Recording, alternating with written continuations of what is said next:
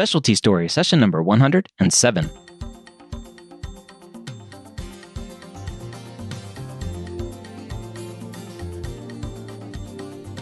Whether you're a pre-med or a medical student, you've answered the calling to become a physician. Soon you'll have to start deciding what type of medicine you'll want to practice. This podcast will tell you the stories of specialists from every field to give you the information to make sure you make the most informed decision possible when it comes to choosing your specialty. Welcome to Specialty Stories. My name is Dr. Ryan Gray, your host here every week, where I get to have an amazing discussion with a physician about his or her specialty. Today is no different. I get to talk to Dr. David Snow, an emergency medicine physician, and he is a residency director as well. We're going to talk about his journey to emergency medicine, and for you, the medical student, what you should be doing as a medical student to make yourself stand out when it comes to applying for an emergency medicine residency. So strap in, stay tuned to talk to Dr. David Snow, an emergency medicine physician who's been out of training now for 6 years. We start the discussion with when Dr. Snow first became interested in emergency medicine. I feel like my pathway was similar to most. I feel like there were always classmates that knew from almost the day they were born that they were going to be an emergency medicine physician, and I always really envied those people.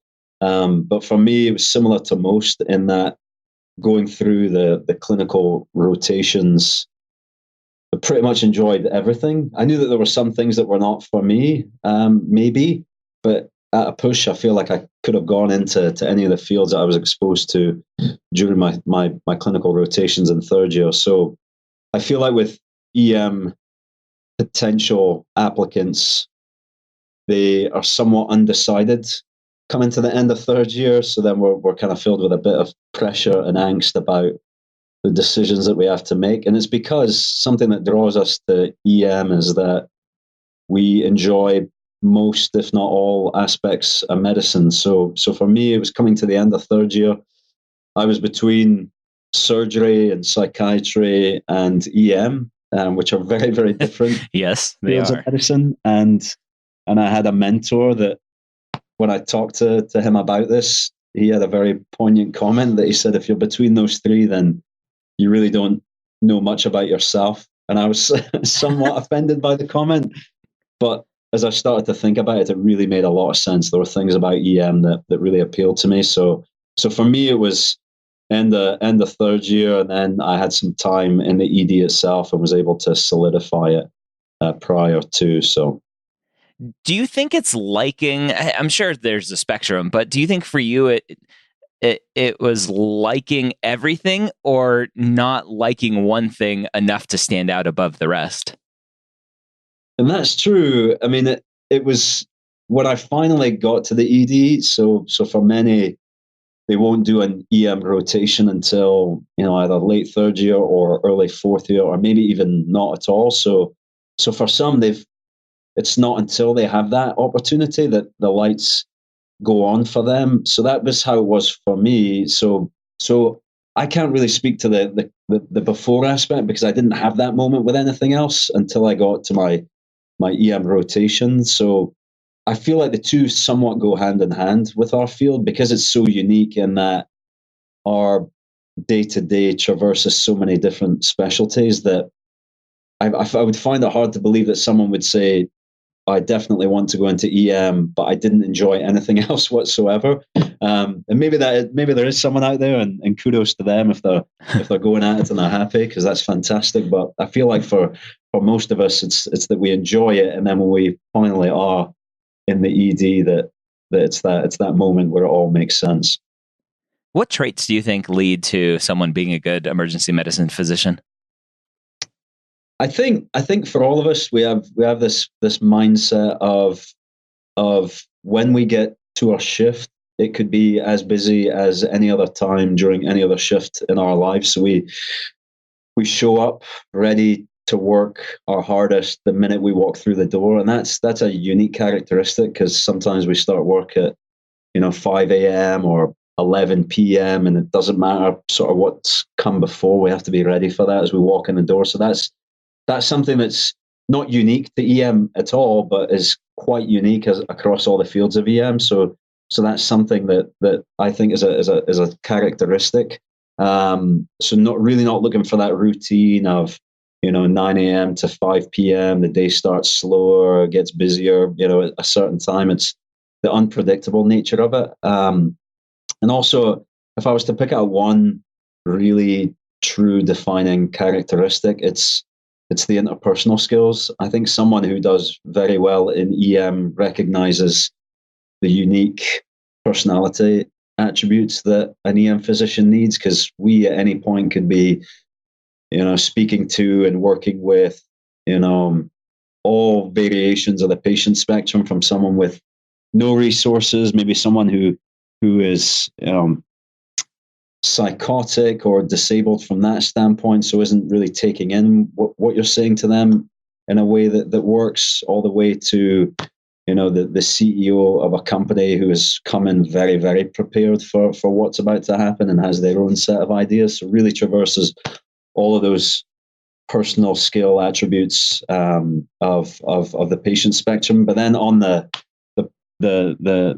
clinical side, you're networking with your techs, your clerks, your nurses, your consultants, all the way from medical students all the way up to chairs of those divisions. And you have to be able to work within the challenges of that environment and do so with a smile on your face for most of it, because that shows that you're enjoying the work.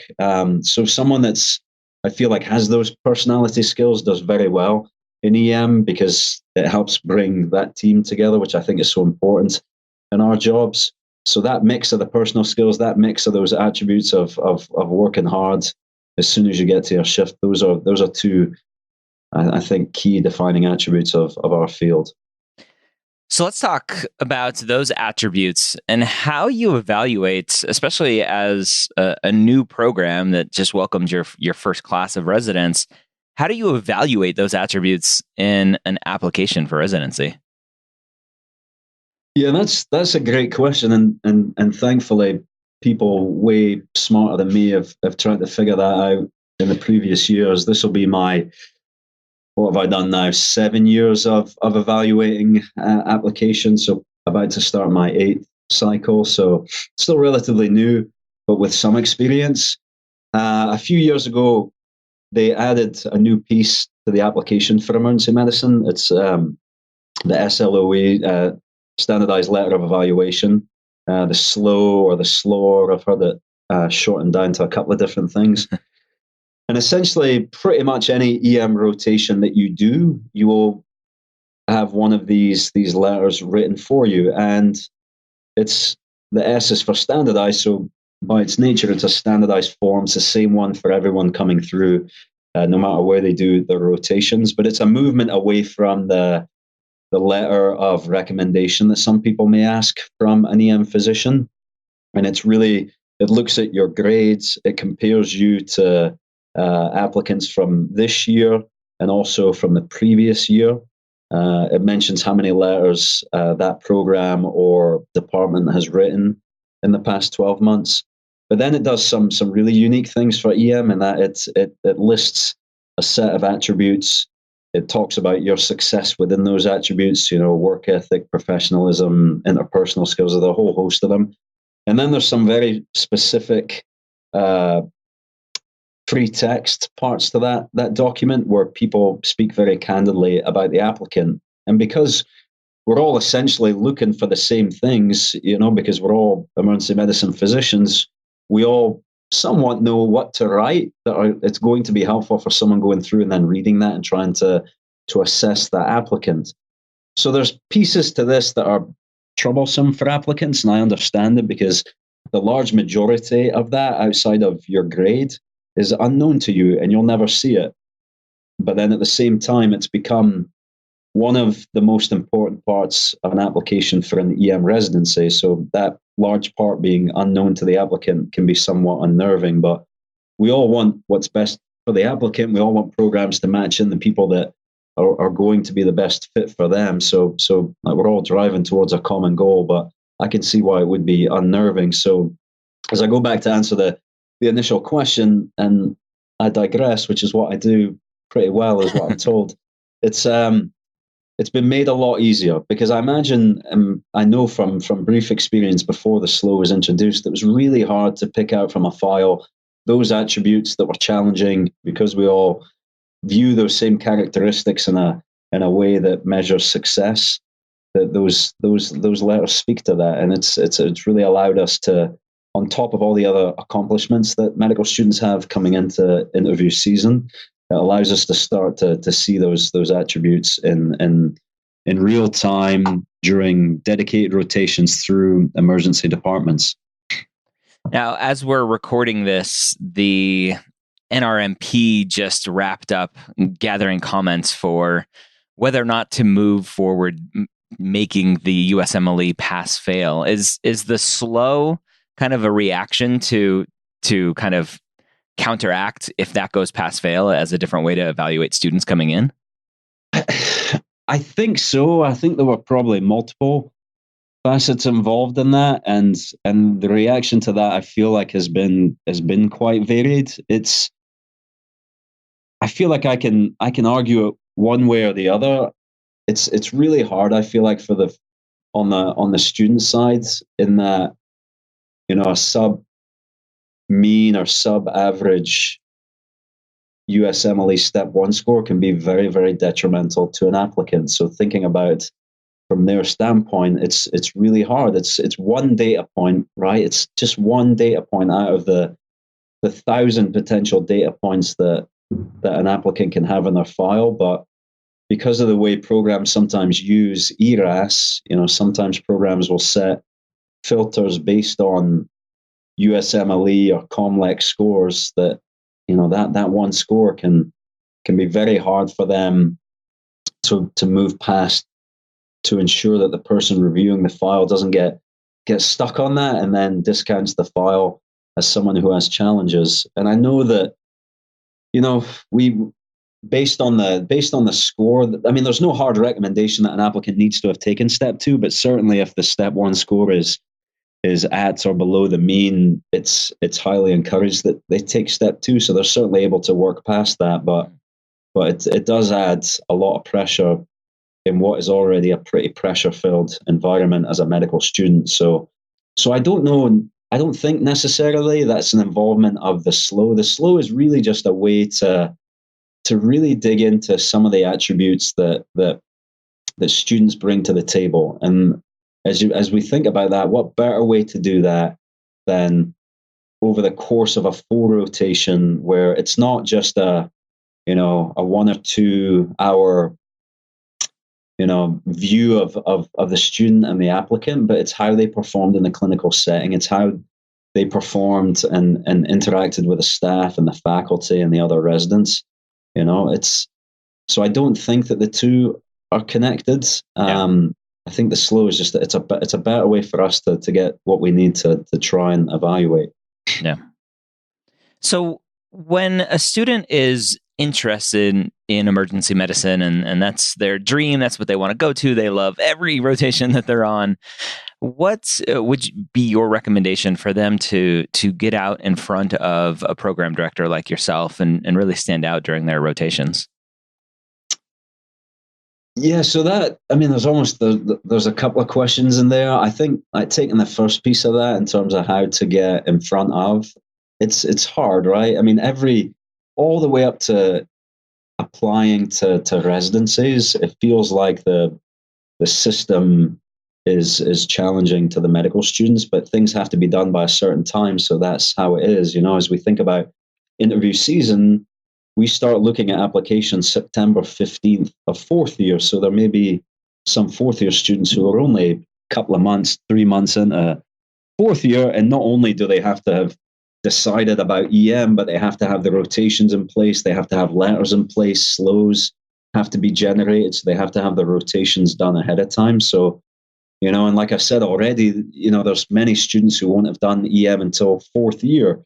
So how do they get involved? So I think within any college of medicine, I hope anyway, there's a way for students to get in touch with EM faculty, to start interfacing with them as early as they think that they need to start answering the questions. Most medical schools that have EM departments have some way to get shadow shifts with EM faculty. And I know that there are some medical schools where there isn't an EM residency at that program or at that medical school, because Loyola was one up until just a few weeks ago. But still, the students were very involved in the ED. They were shadowing in the ED from first year. So that's a way that you can start to get your involvement in there. I don't feel like there should be pressure for students to get in front of a PD, early in, first, second, third year. Really, it's, if it comes down to it, you want to do what you need to do to figure out that EM is for you. And if meeting with a program director is a way to do that, then fine, but don't feel like you need to do that in order to bolster your application. It would purely be to answer some questions and really nothing else. Don't do it. Don't waste your own time just to get in front of a PD. But the sooner that you can start to answer that question, the better off you'll be. And then really just take third year for what it is. It's a way to get exposure to all of these different fields of medicine and try and learn as much as you can, because whether you think it or not, in the moment, it's all going to be very useful for your future training. Yeah. So what about if a student is on a rotation, let's say they are on their emergency medicine rotation, they're pretty sure that that's what they want to be doing in the future. Maybe it's the program that they want to be at. And I'm sure you get feedback from your residents for the most part, but what should a medical student be doing to impress the residents, impress you as the program director, so that when it comes time for those applications to come across, be like, oh, I remember Sally, she was amazing, this is what she did, and we'd love to have her here. Yeah, and it's something I think about a lot, because immediately before this talk, I met with a medical student, was talking about that kind of thing. It's a question that's really on their minds at this time of year. So it's something that I talk about and think about a lot. And whether I'm right or not about this, it's this, I have the microphone, I guess. So you get what I'm thinking, but it really just hits home about these understanding the key attributes of an EM resident, EM physician. It's that hard work, not complaining about the work that's before them, and enjoying as much as you can enjoy sometimes in the ED when patients are very sick, someone dies. Obviously, you're not enjoying that aspect of things, and no one does, but it's the everyday bread and butter, we call that bread and butter emergency medicine, standard chest pain, abdominal pain, back pain, headache, et cetera, et cetera. It's none of our patients want to be there, right?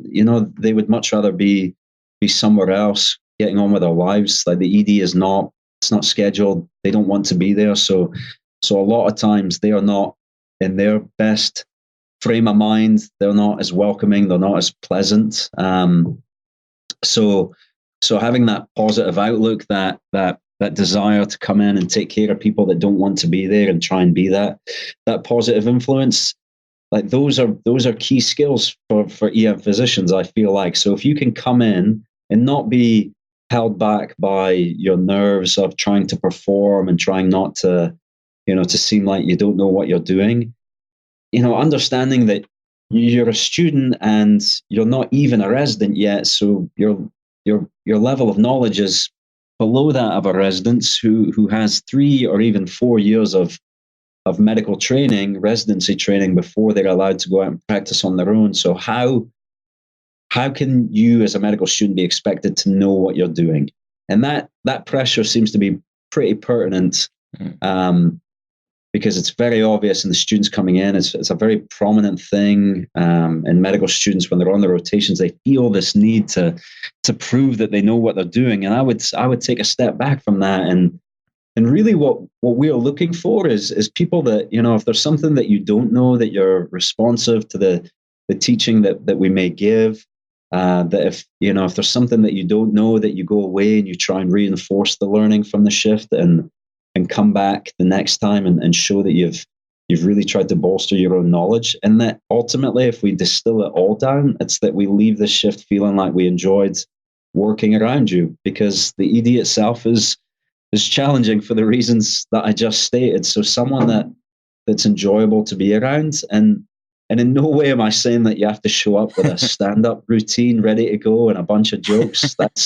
That's not me at all. But it's that I don't let some of the experiences and encounters that I have on shift bring my mood down. I come in ready to work, ready to relieve the colleagues that have been there for a full shift before I got there, and then I'll try and bring something to the team around me. That's what I would say. So taking that whole long diatribe and distilling it down, it's just trying to enjoy the experience as much as you possibly can. And I know that saying that sounds ridiculous, because all the pressures that have led up to that moment, and knowing how important the slow is, means that it's even more pressure filled. But just do what you can to leave that at the door when you walk in, find your team, engage your team, and enjoy the time. And then I'll add one extra piece to that, because you mentioned residents, and I feel like the best advice I ever got with that was understand that residents are underpaid and overworked. So that anything you can do to remove a piece of work from a resident, they will love you forever. So if you know that there's something, say a laceration or an abscess that needs to be drained, if you know what you're doing and you feel comfortable doing that, but even if you don't, get the equipment together and bring that to the bedside for the resident. If you make little gestures like that, if you take away little pieces of work, residents will love you for the rest of your time. And then the golden thing happens, which is they will seek out someone like me and tell me that they want you at their program. And that is worth its weight in gold, because of their underpaid and overworked state of mind, it's hard for them sometimes to look outside of that and really find those students that are a great fit for their program. And so when they do, it's golden. It really is. When someone does that, I really take that to heart. I always have, I always will do. I absolutely write that name down and I seek that person out come interview time. It's funny when you were talking about that, it brought back a memory, which I have a terrible memory. And so the fact that I remember this is powerful, of being a medical student in the emergency room and having a patient that needed to be tapped with major ascites. And I had learned how to do it at some point, and I jumped in and did it, right? I gathered all the bottles and tapped this person. And I think the resident came in and like, oh, you started. I'm like, yeah, I know how to do this. Another resident taught me another shift or something. And it's definitely something that when you can help, obviously not overstepping your bounds, it definitely helps. But I like what you talked about, because I think a lot of students are there, and it's I think it's part of the pre-med culture. It's kind of carries over into medical school, where students are trying to prove how brilliant they are and how much they know. And I talk about it all the time, that it's not your job when you're on these rotations isn't to prove, right? You have time to learn that. It's to prove that you're going to be someone that they're going to want to hang out with for 3 years or 4 years, and go drinking after a hard shift and whatever else. And obviously, you don't have to be an extrovert to do well in residency either, but that's a big part of it.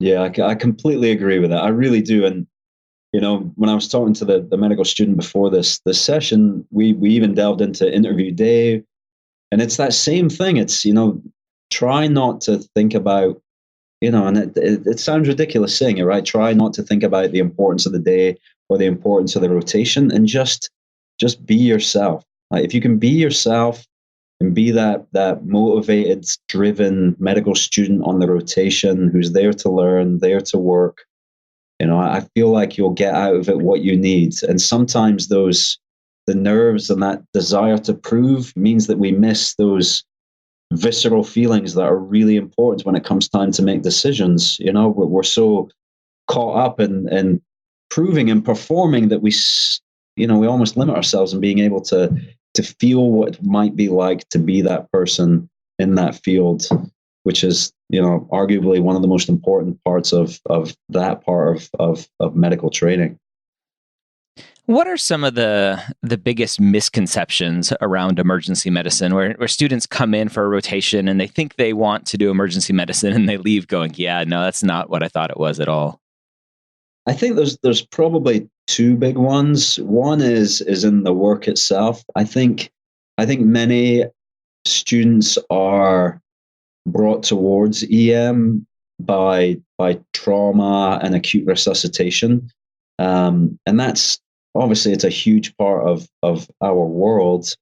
So knowing how to do that and feeling comfortable with that is a big deal, but that's far from being a huge part of true EM clinical life. And of course, it varies by the hospital that you work at. But even we work at a quaternary care center. It's a level 1 trauma center.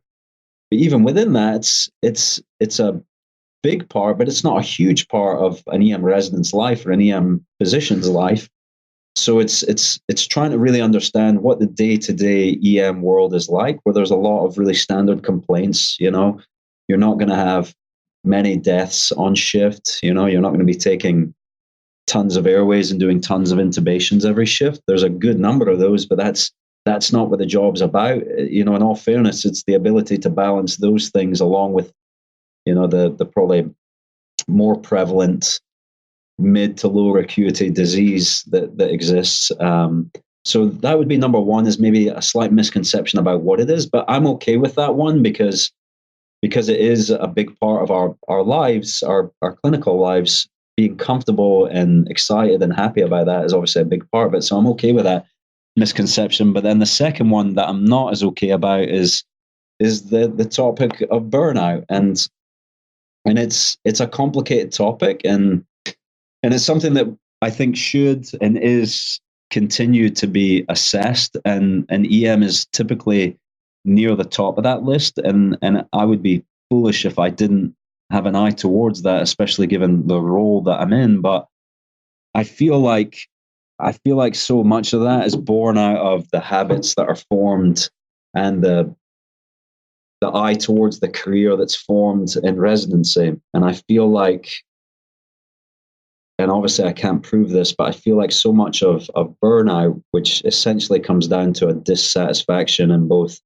your job and your career choice, I feel like so much of that is born out of the decisions and habits that you make and form as a resident, and that if you know what's going to be important to you in your career, and you have an eye towards that when you're starting to look for jobs, yeah, sure, you might do all of that right and end up in a job that makes you very unhappy, but then you must change jobs, because if you don't, then I'm sure you'll fit on that burnout spectrum. But I feel like that the burnout label gets assigned to EM, and it, having been around it now for several years, I feel like I can pick out the people that are going to struggle with that in their careers or are struggling with it in that moment. And I kind of hope that I could have gone back and sat with them before certain decisions were made.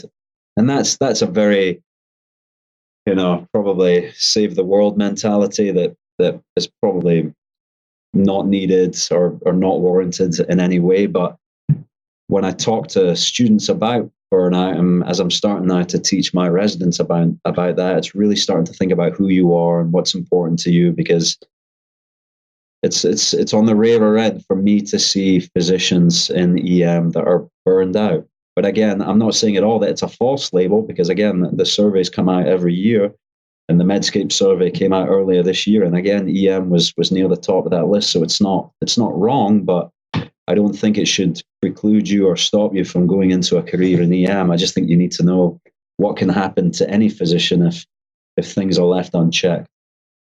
Yeah. What does the training path look like for a medical student coming in, seeing emergency medicine? What can they expect kind of along their journey every year in residency? I think one of the things that differentiates EM from other residency programs is that day one, shift one, you might have the sickest patient of your residency training. For a lot of other programs, the system's kind of set up to where there's always someone around who will take the majority of that that patient care. Maybe you'll be, during your first year, you won't go into the operating room, you won't be in the ICUs, that type of thing. So it's more to like build up your knowledge and your experience before you're exposed to that. So that's something that can be somewhat overwhelming, I feel like, for early residents. It's a very, very steep learning curve, and it can be truly overwhelming in terms of the knowledge that's needed, in that pretty much every patient encounter you have for the first several months might be something that your clinical knowledge is way below what you think it needs to be. So there's pressure almost from minute one. So that's on us as faculty to be there 24/7 next to them as the residents are experiencing those first several patients. But so what can they expect? They can expect from day one they're going to be exposed to patient care across the full spectrum of EM, knowing that they're going to have an EM attending with them through every step of that, which is something that also that's very unique to EM. They'll do maybe 5, 6, 7 off-service rotations during their first year. So first year is quite off-service heavy, to where they'll go to the ICUs. They'll potentially do things like orthopedics and anesthesia, obstetrics, to get comfortable with deliveries. And then second and third year is somewhat of a progression to where they'll have increasing patient care responsibilities. A program like ours, near the end of first year, and then expanding in second and third year, they'll start to lead teams in their particular area in the emergency department, where they'll have junior residents and medical students in that area. So they'll start to add the teaching and mentoring aspect of that. And then third year, really look into them to truly start to lead the areas that they're working in. So it's a real progression that when you're done with your training, you need to be able to handle whatever comes through those doors at any point of the day. So it's a lot. It's busy. It's exciting, but it's doable during those 3 years, and that's why that steep learning curve is there. So that day one you're coming in and getting exposed to really sick patients. So. What should a student be doing to evaluate different programs? The growing trend is that students are just applying everywhere and crossing their fingers, but obviously it'd be nice if they could actually find a place where they fit well and the program suited them. What are the types of things that students should be looking at that may differentiate different EM programs? And hopefully I don't digress too much, because it's such a problem, I feel like, in EM right now. It's become so competitive that there's no standardized way of mentoring an applicant, because no two applicants are the same. But inherent within that is applicants themselves don't know where they stand on the bigger scale of applicants. So because of the varying degrees of mentoring, students are being told, I might see a student application and say, you should apply to 25 or 30 programs, but then they might go speak to someone else who might say, apply to 60. And that's obviously a huge difference. And I think what we're seeing is exactly what you alluded to, in that there's an over application that's going on. And that's okay if things are done appropriately after that. But then what happens is, I feel like the top tier applicants, because they don't know where they stand and there's varying degrees of mentoring, but they're picking up a lot of the interview spots early when they probably don't need to, and then they cancel a lot. So that there's a whole bigger issue in there. So the place where I'm going with that is, just seek out someone like myself who has experience in reviewing applications, who can look at your file, compare it to applicants from the previous year and maybe even that year, and give you a fair sense of what's important and where you might fall on that spectrum, and start to help you think about how many applications that you should submit. So, but going back to your question, I think the two biggest things, if you're able to do this, and if you can do these two things, then I feel like you're in a good place. And then everything else that comes after that is a bonus. Number one, that you think that EM is the right career to you, because it's not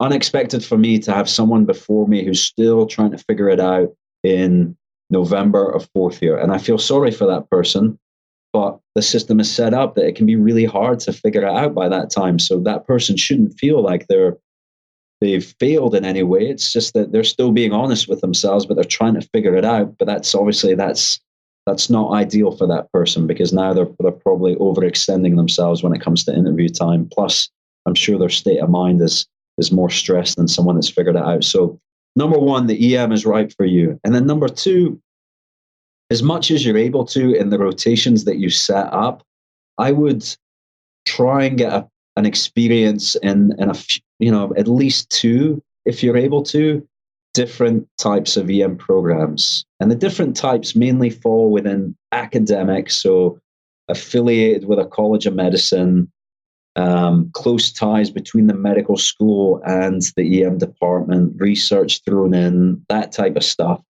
A community program is another label that's thrown out there. So a program that doesn't have a medical school there, that may or may not have a lot of private physicians that staff the rest of the hospital. So you won't be interfacing with a lot of other residents.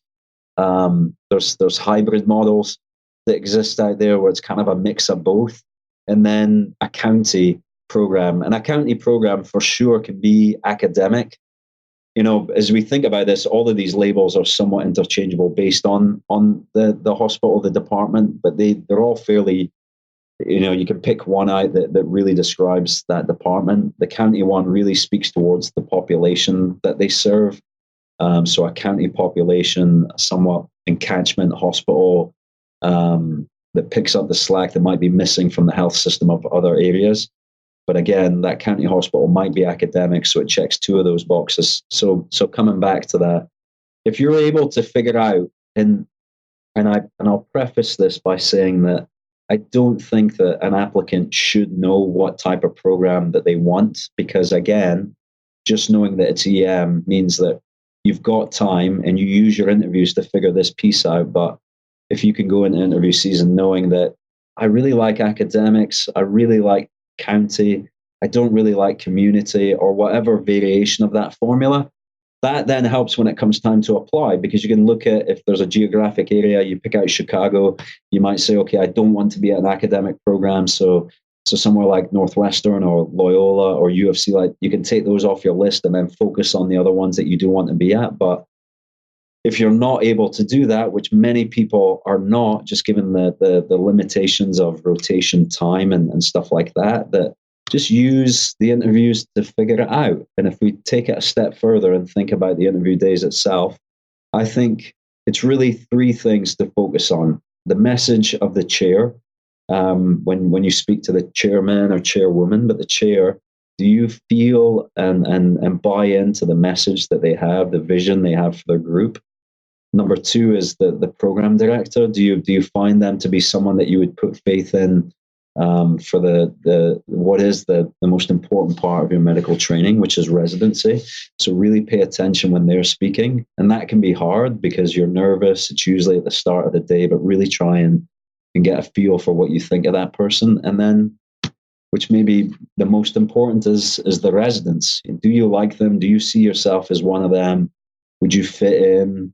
And I think if you can check those three boxes and you know that EM is for you, then I think the type of program that you want to be at, it must be okay. Because if those other three things are in place, the chair, the PD, the residents, then there's something within that subset of people that is going to mean that you're going to be okay with the type of program and the population that you're at. Because I had no idea what type of program I wanted to be at, but I really bought into and enjoyed and felt comfortable with the chair and the PD and the residents. And I would make my decision again a million times over if I could. And I feel like my classmates were the same. So I think that those are the big things I would be thinking about going into interview season. For the osteopathic medical student listening to this, what does he or she need to do to help overcome any potential negative bias? So I'm hoping that we're at a stage of the game now where negative bias has been negated. But as hopeful as I am in life, I'm still realistic. And the realism part of me makes me think that despite the AMA stance that programs don't need USMLE scores, that I still feel like some programs might not have moved past that and might still be looking to have a USMLE score. I hope that it's not the case that there's still sort of negative views to overcome. And truly, I think from the osteopathic training standpoint, I don't think there's any negativity that needs to be overcome. Very reasonably, I think allopathic and osteopathic students are viewed in the same way, and especially in EM, given that we have the slows and it's standardized, that really helps. But I feel like the AMA stance about the COMLEX exams was really helpful for the osteopathic students. But I still feel like there may be some programs that will say that they require a USMLE score, even though that we've known for years that there's good data to allow for the translation of the COMLEX into something that's on the same scale as the USMLE score. Because for some of us like myself, I didn't take a COMLEX score, so I don't inherently know what makes a COMLEX score, but I for sure know how to apply the formulas that are out there and compare that to a USMLE score. So there's no excuse for that. But despite the AMA's stance, again, I still feel like some programs might require a USMLE score as much as I feel that is now not needed. So I still feel like it's hard to mentor an osteopathic student and say that you definitely don't need a USMLE score. And I don't like that, because that's very unfair. It's hard enough taking one of these tests, let alone having to take two. So I'm hoping that there's some way to measure that going forward, that programs are moving away from requiring USMLE scores, so that piece can be put to bed. And I know that in the near future, I'm hoping, obviously that the exams come together so that there's not two different scores, but that would be the one thing to be aware of, and just seek mentorship for the osteopathic students out there. Are there any major changes coming to emergency medicine or the way residencies are done in emergency medicine that potential applicants should be aware of? I don't think there's any major changes. I think things change every few years as it pertains to the GME side of things, and being more protective of residents, which might be more cumbersome at times for program directors, but certainly is to the benefit of the residents for sure. But I don't think there's any really major things in the pipeline coming up. Any last words of wisdom for a potential student interested in emergency medicine? No, I would probably close by saying that don't be afraid to reach out to people in residency leadership to ask their advice. We do it a lot. It's part of the job. It's something that I really enjoy. I love being able to talk to someone about this and then see how things progress for them, and then to talk to them after the fact and see what was useful, what wasn't, and how things kind of came together. But if I was to pick one thing to really close on, it would just be to hammer home that message of what it is that we are looking for. We want to find people that can do the work that's put before them. But most importantly, it's people that we enjoy working with. So as much as you're able to, and knowing how hard it will be to do it, but just to be yourself and enjoy the time in the clinical setting. And if you do that, you're going to get way more out of it. We'll be way more receptive to you, both in the clinical setting and in the interviews. All right, there you have it. Again, Dr. David Snow, Residency Program Director in Emergency Medicine, sharing his wisdom on how you can be a better applicant for emergency medicine. Now, it's interesting, the special application differences with emergency medicine, and potentially how that will affect the applications when it comes to USMLE going to pass-fail, if it goes pass-fail, as the FSMB is changing. And I think I said earlier in the episode that the NRMP was considering USMLE pass-fail, but obviously not NRMP. That's the match itself.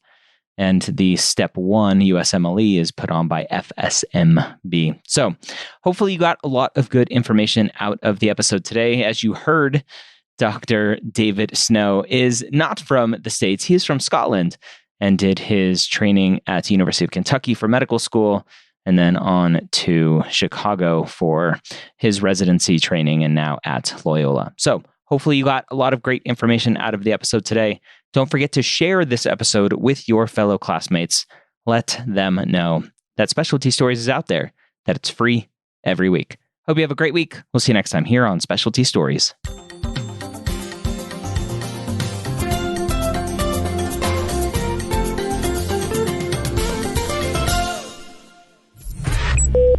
This is MedEd Media.